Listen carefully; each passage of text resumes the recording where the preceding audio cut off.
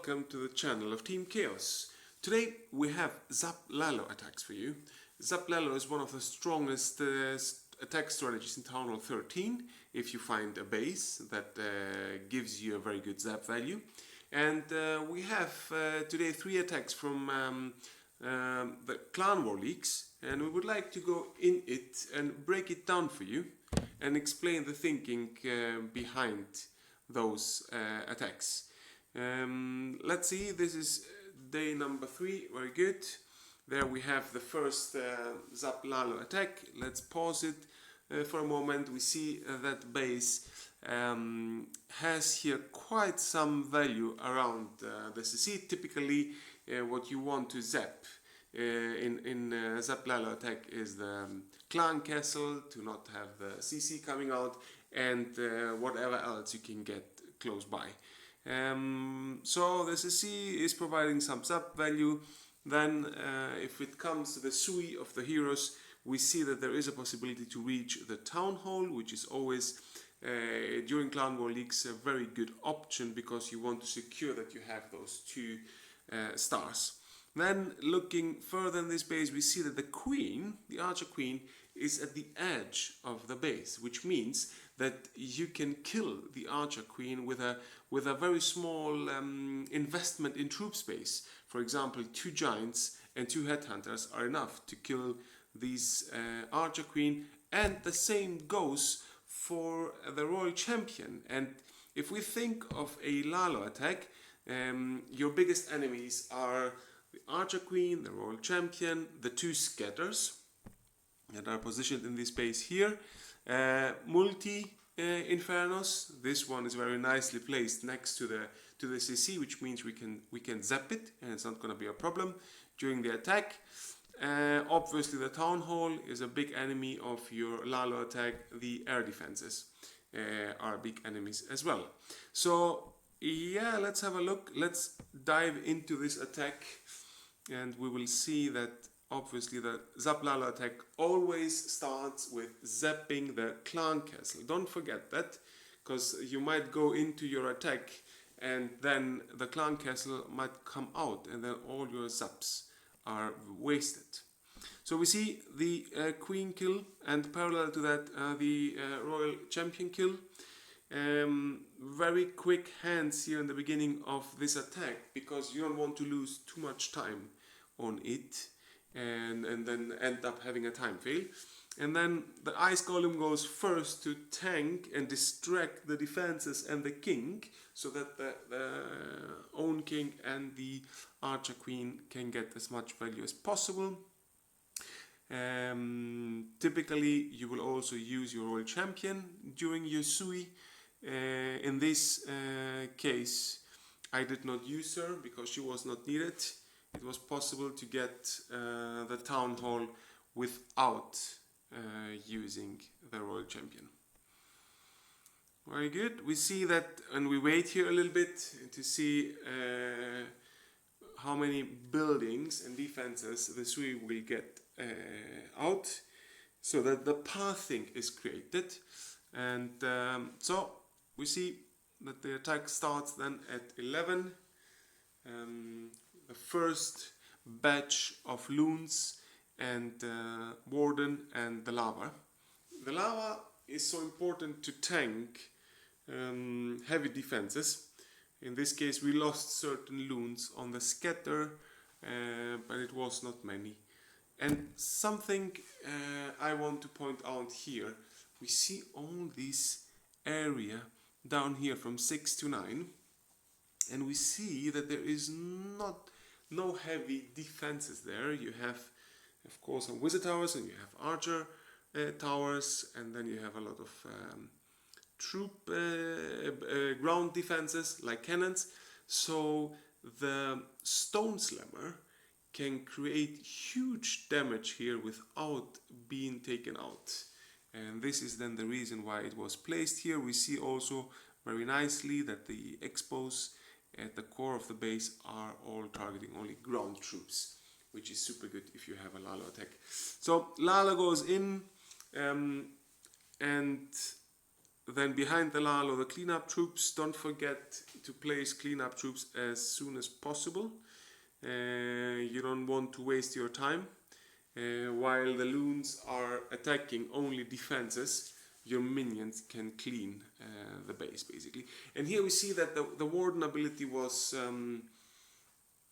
not used early in this attack. It was kept for that scatter at the end of the attack.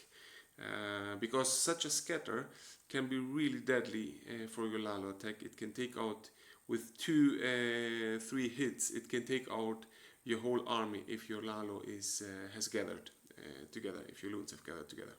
So we see, very easy 3-star here. We have quite some loons left, and cleanup happens once everything is destroyed. Let's go back and see one more Lalo attack that is a bit different. We go to day number 4.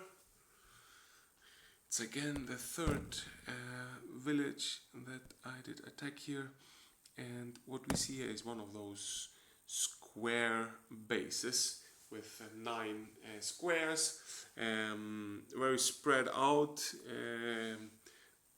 but what we see here is the core, the center square of this base is having the highest Zap value I have found so far in those 2-3 months that I'm playing Zap Lalo. We have 2 scatters, we have a Inferno, we have the Archer Queen and the Clan Castle, everything put together and in reach of your 7 Zaps and 1 Earthquake.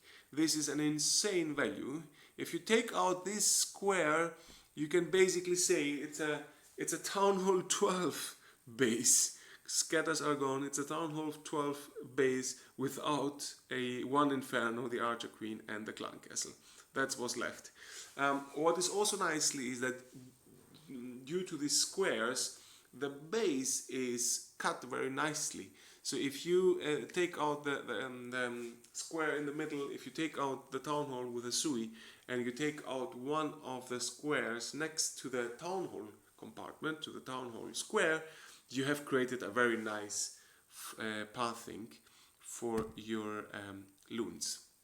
Because when you do a Lalo attack, the most important thing is the pathing of your loons. You don't want your loons to go left, right and take long ways, because they are very slow, and if they have to change direction lots of times, it gives defenses a possibility to take them down because they are so slow. So you want them to go straight, and this is why you need to find a path for your loons that will allow them to just go straight and push always forward. So when you place your Zaps, that's the first step of this attack. The second step of the attack is your Sui, and with a Sui you can choose to either go for a Town Hall or create a pathing for your loons, for your Lalo attack. In any case, even if you go for the Town Hall, you still need to create a path for your Lalo. If you don't have a path for your Lalo, it's never going to be a triple. So what we see here, King unfortunately didn't go in. He went outside, cleaned all these outside buildings, not that much of value. It was a lot of trash buildings. However, the Queen managed to get down the Town Hall, and what happens now is that the square next to the Town Hall square will be attacked by the Royal Champion. And the reason for doing this parallel is that you want to them supporting each other and creating as much damage as possible. So our Royal Champion comes in, takes down 2 buildings. Now that she has lost some of your health, the ability is used, and what we see after this is that we have here the Town Hall compartment, the center compartment, and the Royal Champion, the compartment the Royal Champion attacked. They are basically empty, and this is now a very, very nice path for your Lalo. It's coming in at 10 more or less, 9:30, 10, and it will go down to 6, and then it will go all the way to 3.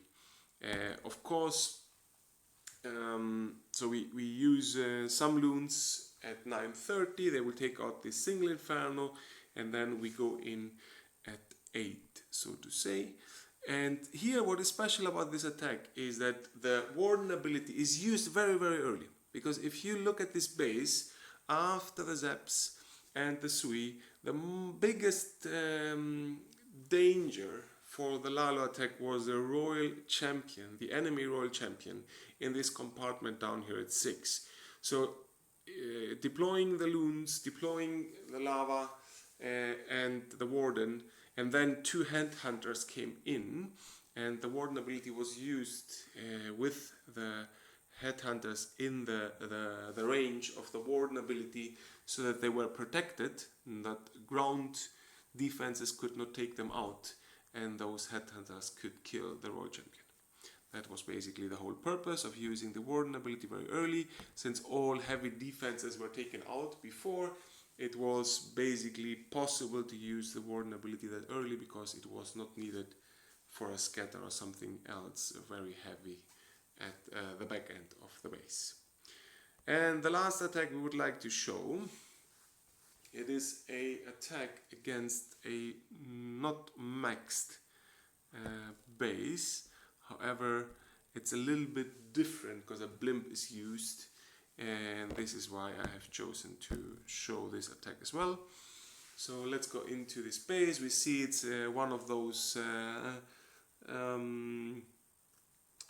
bases with a Townhall in the center that are typically used in Legends League. What we see here is that we have the queen next to the clan castle, which is super nice, and the world champion is close by as well. We see that all 4 expos are targeting ground, and we have 3 infernos that are single, which is super good for your Lalo attack. So you have very good preconditions. And then what will happen in this attack after the Zaps is that the heroes will just create the path. They will create the path, and then the Lalo attack will go in, and a blimp will be used to take down the town. Looking at and then the Zaps were not very successful. We see that 2 extra Zaps were used for that sweeper, because sweepers can be very annoying in a Zap Lalo attack. If they push back your loons, it can be very annoying. So I invested these 2 Zaps to take out that sweeper, because if I wouldn't take it out with a Zaps, I would have to use freeze all the time to freeze it, and I thought it's much nicer to take it out with a Zaps, because then I can focus on my deploying my Lalo instead of focusing on freezing that sweeper. So Sui comes in with an ice golem to freeze the RC and 1 headhunter to take her out. We see that the Zap deployment was not very successful, and that Expo were still alive, and they have actually created a lot of damage to both the king and the queen. However, both were taken out.